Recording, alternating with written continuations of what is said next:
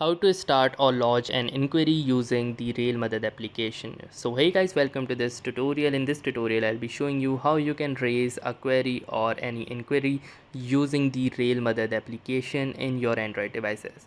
So in order to start, the first thing that you will need to do is simply open up your Play Store and install the Rail Madad application. And once your Rail Madad application has been successfully installed, simply tap onto the app icon to launch the Rail Madad application. And once the Rail Madad application launches, you might need to enter your PIN if you have set it up, or you might need to sign in or create a new account based upon your account status. So let me quickly enter my PIN and click onto the submit button. So after successfully validating myself, I am here inside the app interface. And now from here, to raise an inquiry, you need to click onto this inquiry tab.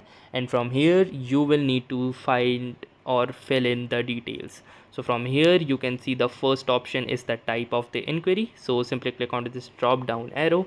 And from here, you can choose two of the inquiries, that is parcels or goods. So you can choose any of the following, and then you have the subtype, that is the parcel facilitation. And after selecting the subtype, you need to select the source station, and then you will need to select the destination station. So after you are done with selecting both of them, you will need to type in the approximate volume of the particular parcel, and then you will need to choose the commodity.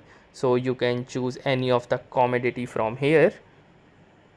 After choosing the commodity, you will have to type in the incident date and the incident time as well. And after selecting them, you need to type in the grievance description as per your pleasing.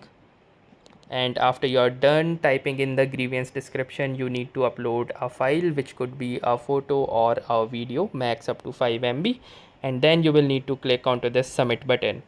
After you will click onto the submit button, your grievance or the particular inquiry will be successfully lodged, and the railways will take a prompt action onto that particular inquiry for whatever issues that you were facing. So that was all for this tutorial. Thanks for watching and have a nice day.